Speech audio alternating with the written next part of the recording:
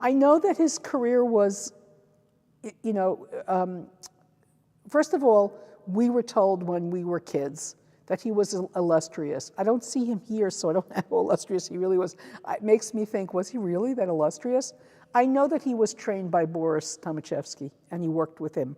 Because all of the literature about him that's printed says that he did, and says that he was with Celia Adler. So he must have had some connection in some way.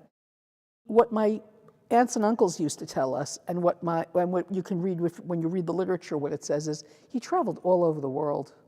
He was a guest. There must have, and this makes me realize how broad spread the Jewish community must have been all over the world way before the Nazi diaspora.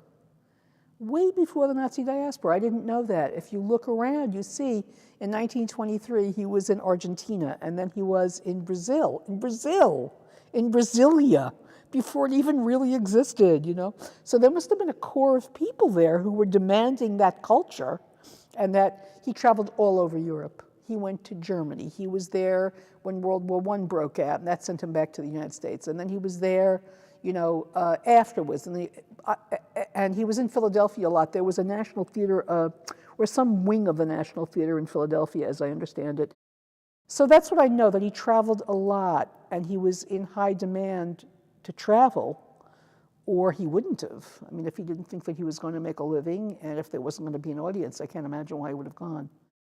And when he died in the theater in New York. I don't know if it was the Second Avenue or the National Theater, the Public Theater. We could look that up. He died in a death scene while reciting The Hunchback. And it was apparently so well received. It was 1931. It was so well received.